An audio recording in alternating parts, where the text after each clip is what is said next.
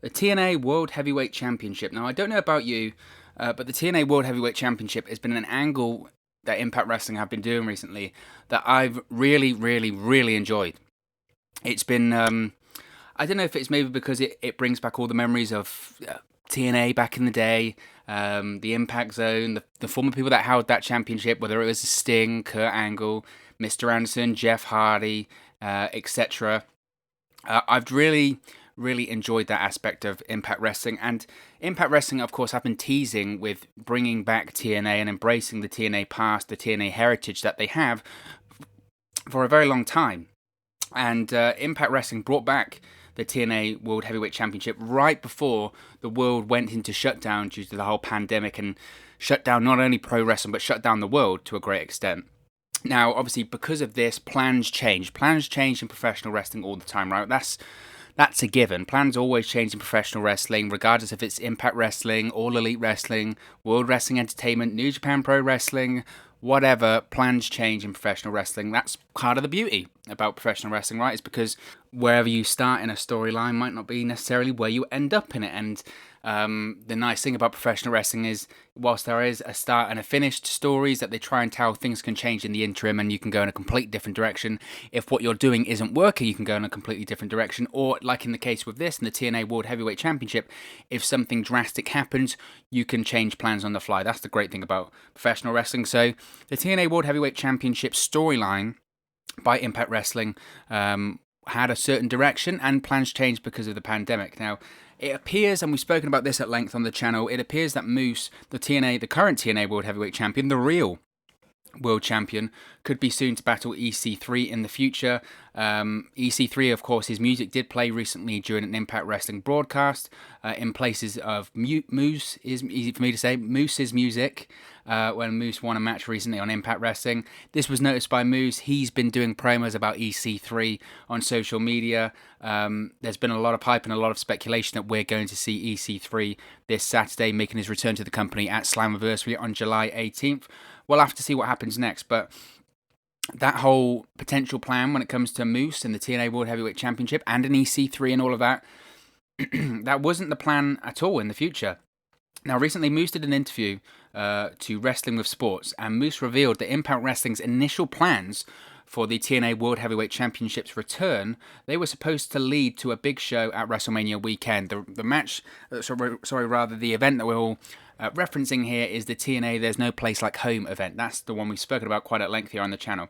He said, quote, "Okay, first of all, the thing I want to say with answering your question is screw coronavirus." And we'll carry on with the quote in a second, but I think everyone can agree with that when it comes to Boost.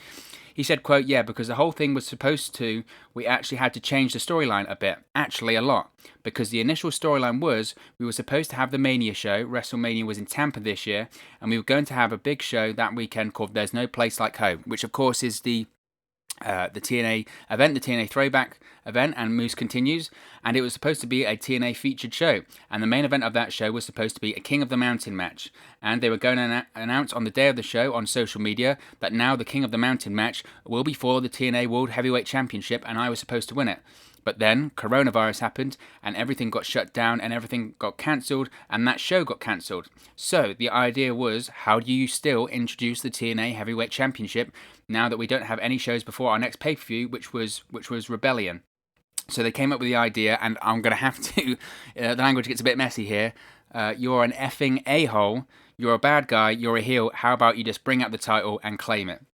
End quote. So that was the plan there. So that explains pretty much what I've been speculating on this channel, really, that the plan has always been to bring back TNA. The plan has always been to embrace the TNA heritage when it comes to Impact Wrestling. It's something they've wanted to do for a while, going back to the TNA There's No Place Like Home event in April of this year.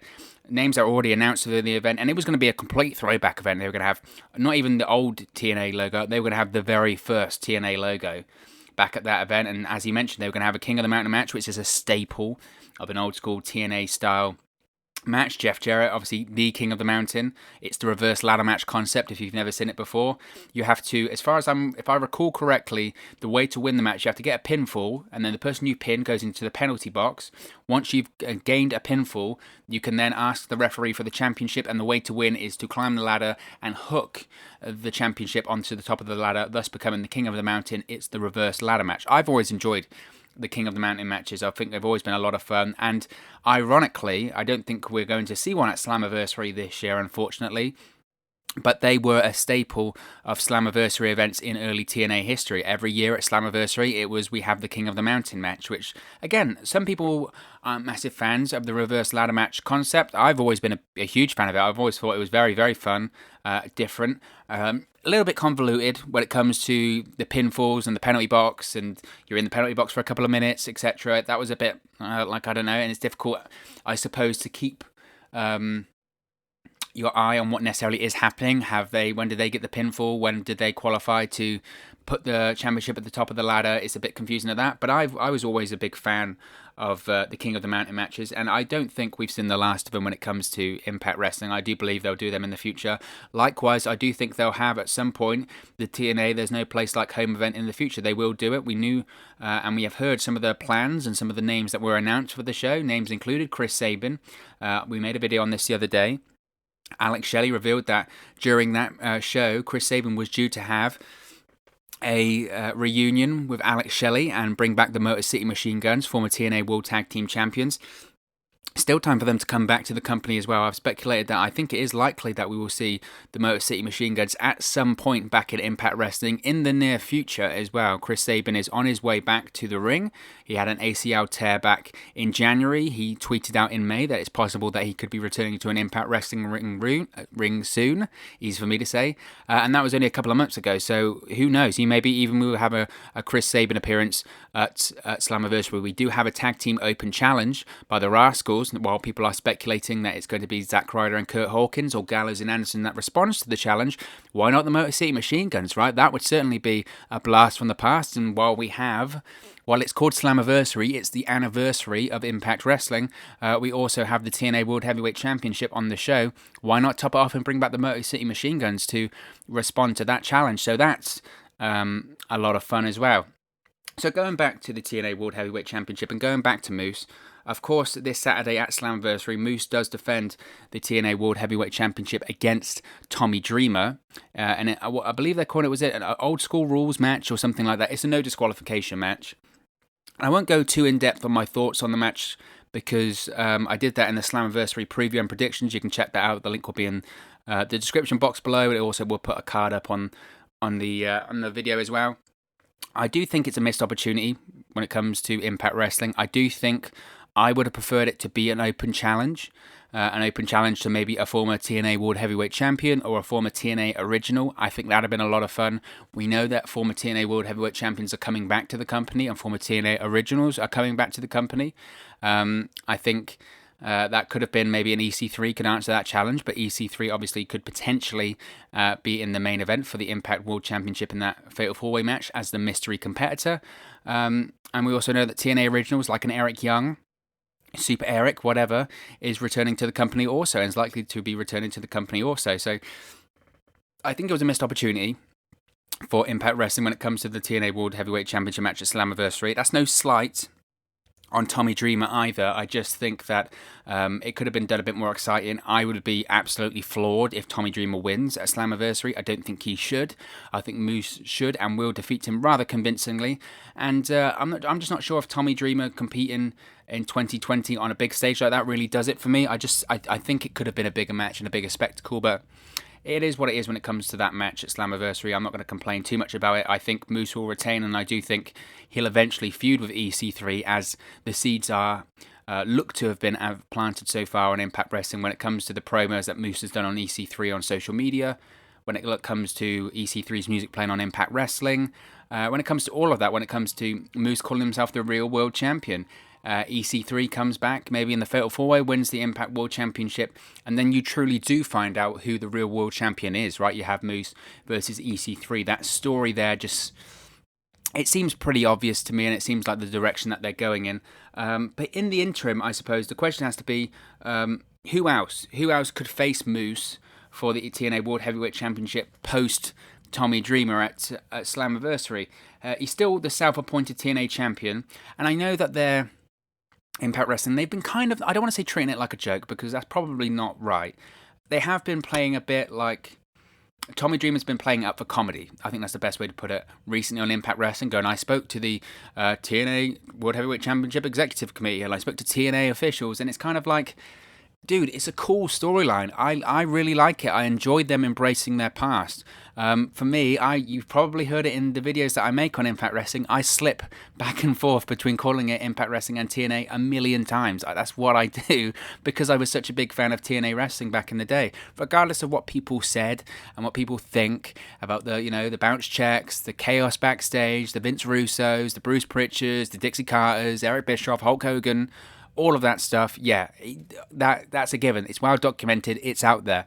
I, for one, though, really did enjoy the product for quite a long time. It wasn't perfect, but no professional wrestling program is. And I was always a big fan of TNA Wrestling, Impact Wrestling. So I really have enjoyed them bringing back the TNA World Heavyweight Championship and embracing their past. It's, to me, the most valuable thing that Impact Wrestling has at this point is their history. This is a company that's been around for 18 years now. They have all their footage. They show it on Impact Plus.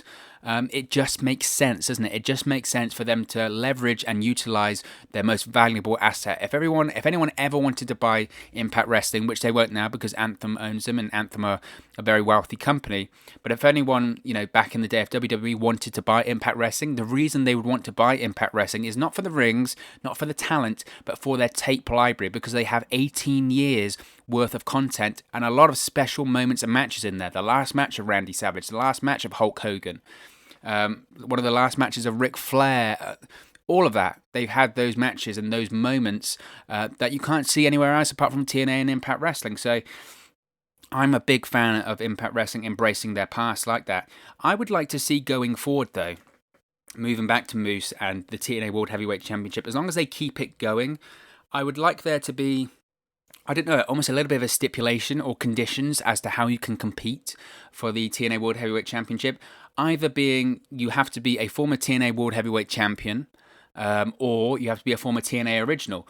We've seen the success on other programs of how open challenges can work. Obviously, the best example, I think, is John Cena's United States Championship Open Challenge. That just worked, didn't it? Every week, a different opponent, a different spotlight, got people over, great matches, and was different, compelling television every week. They're doing the same now with Cody Rhodes and AEW with the TNT Championship, and that's done pretty well so far as well, pretty successful. I'd rather they didn't announce opponents ahead of time. I kind of like the mystery opponent vibe. It always keeps people guessing and keeps people watching, and rumors always swirl, so it gets more people focused on the product and focused on that segment. I think TNA could do. This is my Freudian slip. I think Impact Wrestling can do a similar thing when it comes to the TNA World Heavyweight Championship. If you have the conditions, you have to be a former Impact TNA World Heavyweight Champion, or you have to be a TNA Original, and you kept that opponent a mystery every single week. Moose says, you know what, I'm the real world champion. I'm going to defend the real world championship every single week on Impact Wrestling and on every single pay-per-view. The only condition, you have to be a former TNA World Heavyweight Champion, or you have to be a TNA Original. Bring it on, because you're not on my level. Imagine that every single week. I'd be fascinated to see who they brought out for it. Fascinated, because there are so many people you can bring out. You can bring out EC3. He's a former TNA World Heavyweight Champion, won the championship in 2015, defeated Kurt Angle for the championship. He held the very same bout that Moose holds now. I think that's the reason that they're looking to go with this feud for EC3 and Moose. It makes the most sense in terms of EC3 can say, you're not the real world champion. I held that championship. I still think EC3 will be the mystery fourth competitor at Slammiversary also. I think he'll be in that match, and I think he'll win. That's a spoiler for the predictions and preview video that we've done. It's in the description box below. Don't forget to give us a like if you think that EC3 is going to leave Slammiversary as the new Impact World Champion. But I think EC3 and Moose, it makes the most sense from a storyline point of view of having, if you're going to do the whole who's the real world champion, you can have EC3 win the world championship at Slammiversary and then face off against Moose as they've teased and really go for, it's not even really a unification match because the TNA World Heavyweight Championship is self-appointed. It doesn't necessarily exist anymore. I think they could do a lot about it as to where did Moose get it from.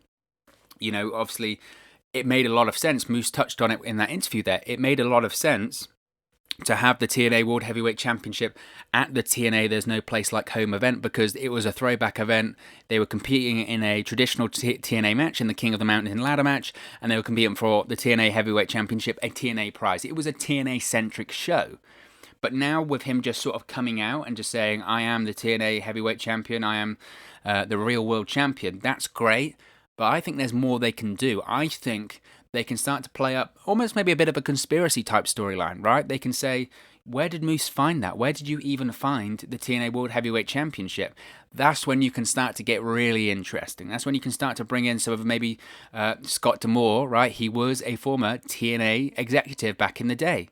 Why not have? You've got Don Callis, and I've pitched a brand split in Impact Wrestling for quite a while now, and I know some people will say it's not feasible, you can't do it, they don't have the roster to do it. I think they do. And I think they have the facilities to do it. They could just tape the shows at the same time, at the same tapings, it's not a problem. You can have Impact Wrestling still in its Tuesday slot on Access TV, but then you could also have TNA Wrestling. It doesn't have to be a 2-hour show. Why can't both shows be both 1-hour shows? You can have TNA Wrestling on a Thursday in its traditional slot. That's the slot it always had on Spike TV on Thursday nights. You can have TNA Wrestling on Thursday nights on Access TV.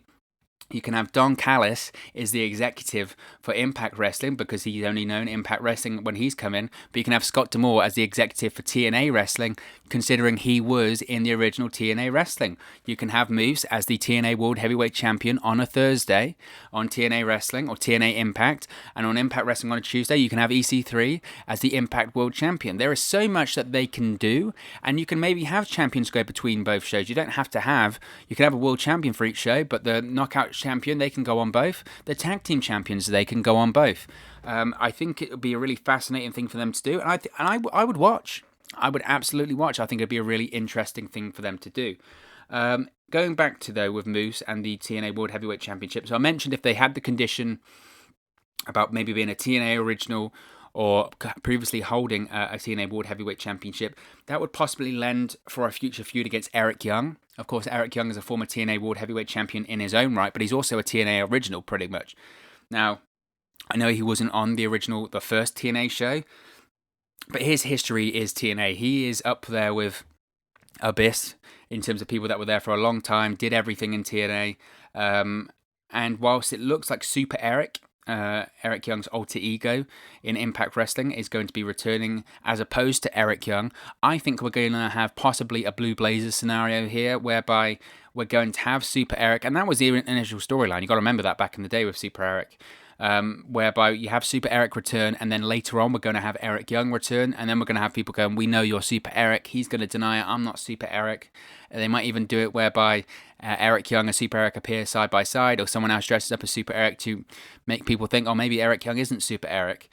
I think that's what they'll do. I think I would like to see a serious Eric Young feud with Moose. I think that would be a great feud. Eric Young, towards the end of his TNA or Impact Wrestling run initially, with being the TNA World Heavyweight Champion, had some great matches. I really enjoyed his feud with Abyss. He was the one to unmask Abyss and reveal that it was that Joseph Parks and Chris Parks Abyss were the same people. They were one and the same. So he's had some big moments in Impact Wrestling. He's done dives off the cage. I believe it was at Slammiversary. He did the diving elbow off the cage. He's done so much in that company that I do think it would be slightly a waste to bring him back just as Super Eric and just as a comedy character, because I think he offers more. I did speculate, though, in the Slammiversary preview and predictions video, maybe this is just a different way to introduce Eric Young back to Impact Wrestling. Maybe it's a light-hearted way to get the stench of that terrible, terrible WWE run off of him.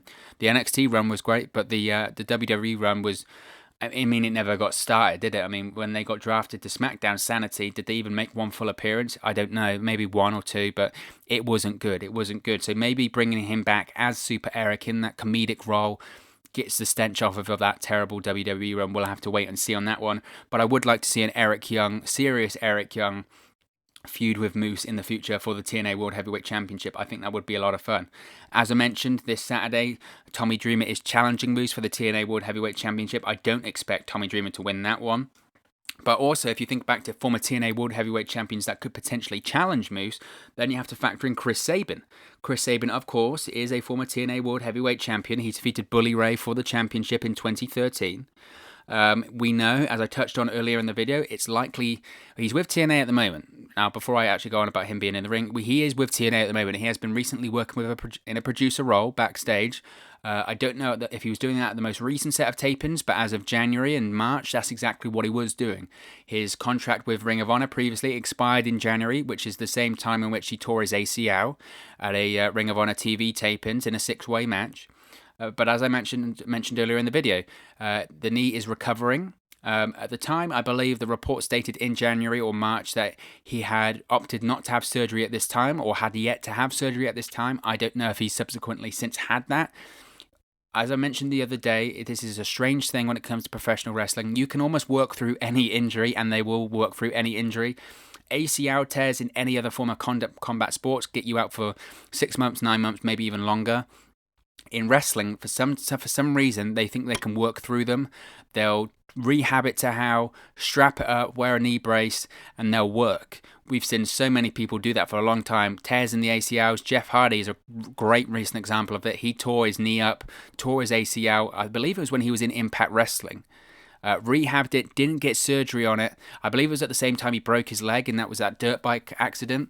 He didn't get surgery on his knee because he tore his ACL in his knee at that time. He just rehabbed it, got back to the ring, but eventually the knee's going to give out, and that's exactly what happened about a year ago, why he was out for a year and has just come back in WWE. It was all because of the knee. It's all because of that knee injury and the ACL. Eventually it will wear out. So Chris Sabin will have to get surgery eventually, but he could still potentially come back to the ring very soon when it comes to Impact Wrestling. We know he's working with Impact Wrestling anyway.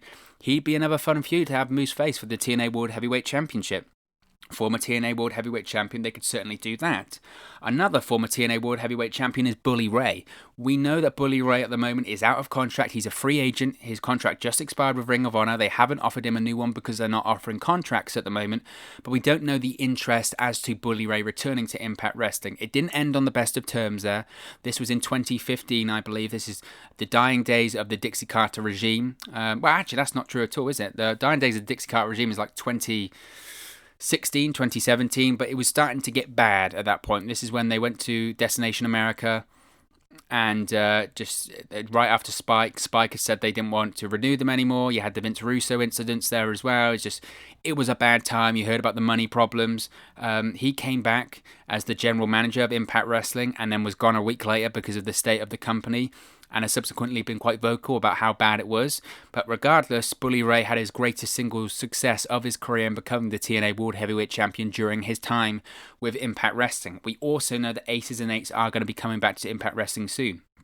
D'Lo Brown, he's teased them on Impact Wrestling. He's shown his cut. Luke Gallows and Carl Anson are coming to Impact Wrestling. Luke Gallows has on several occasions teased the Aces and Eights on his Twitter feed. We know the Aces and Eights are coming back. The Aces and Eights to me just doesn't feel the same without Bully Ray. He was the president. Bully Ray is another one. He could come back and feud with Moose over the TNA World Heavyweight Championship, considering Bully Ray was previously a TNA World Heavyweight Champion and the president of the Aces and Eights. Maybe that's a way to either recruit Moose into the Aces and Eights or have Moose feud with the Aces and Eights.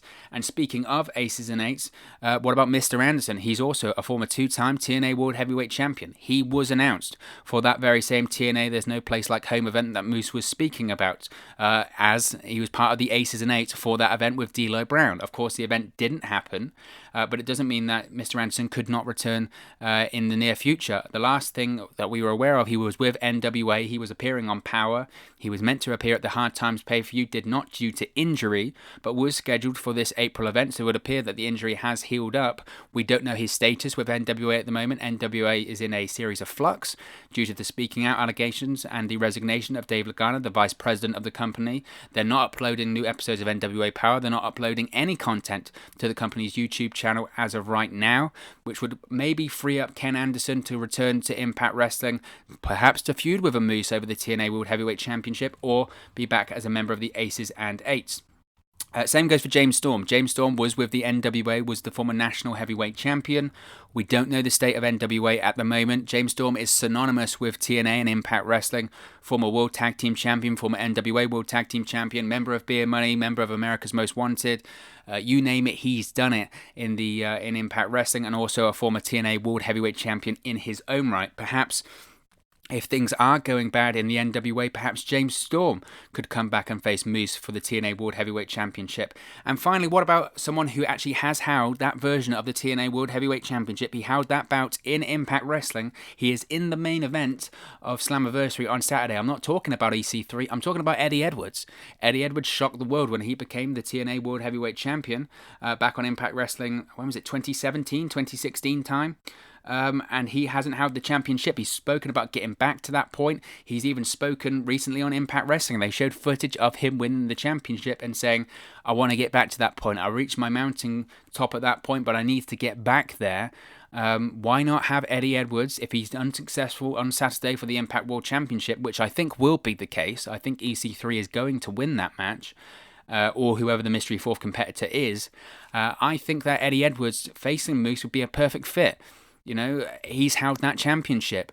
If he can't get an opportunity at the Impact World Championship, he goes, you know what, maybe Moose is the real world champion. If you're the real world champion, I want the TNA World Heavyweight Championship. I want my bout back. It's not owned to you, Moose. You never won it. I actually won it. I actually won a match back in the day for that TNA World Heavyweight Championship. I just have as good a stake to that championship as you do, and I won it back.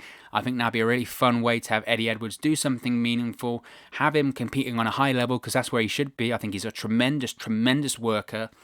Maybe needs to work on his mic skills a bit, but I think a feud between him and Moose, embracing that TNA past, embracing that TNA heritage, keeping up the stipulation that I know I've just said, it's not the actual stipulation, but I think it'd be a fun stipulation if they did do, having compete for the TNA World Heavyweight Championship. You have to be a former TNA World Heavyweight Champion, or you have to be a TNA original. I think that'd be the best way to do it. And they could also bring back some people for some one-offs. Like, you can bring back a Shark Boy, or you can bring back, I was going to say Curry Man, but he's actually Christopher Daniels, so that wouldn't be possible. But you know what I mean? You can do those fun things of, let's look back at the past. Let's not be afraid of it. Let's look back at the past and let's see what we can bring back. Hernandez is on the roster, right? Hernandez was in the original TNA. Rhino's on the roster. He was in the original TNA. There's guys there that they can do this with. I don't think that stipulation of saying you have to be a TNA original or a former TNA World Heavyweight Champion would cut off too many people, because there's so much they could do with it. I think that'd be a really fun way for them to do it. But it's always interesting to round this off, to look back, and I think that TNA There's No Place Like Home event, I think it would have been such a big success for Impact Wrestling back in April, and obviously it's a massive shame that it couldn't happen, but it's not a case that it's not going to happen in the future. I think they're persisting with this whole TNA comes back to Impact Wrestling storyline anyway. I hope they do. I think there's way more meat on the bone when it comes to this storyline. I think there's a lot more they can do, whether it is a brand split, whether it is an invasion type storyline, whether it is whatever. They could do a Bound for Glory where they have Impact versus TNA, or they could. There's so much here that they can do, and I think that they should do. I think, like I said, even you go as high as the executives. Don Callis' Impact, Scott D'Amore's TNA. There is so much there. There is so much there that there is potential for Impact Wrestling to do, and I think it's fascinating to look back on the TNA event back in April. There's No Place Like Home, and look at their original plans for it. And when we hear the stories about Moose and the King of the Mountain ladder match, and with Alex Shelley and the Motor City Machine Guns and the Aces and Eights, they're persisting with it anyway, and that's a good thing, because I think the storyline, I think all of this is absolute money. I really, really do. But what are your thoughts on TNA wrestling? Perhaps coming back to Impact Wrestling, your thoughts on Moose's revelation of the original plans for the TNA World Heavyweight Championship? What are your thoughts on Moose as the TNA World Heavyweight Champion?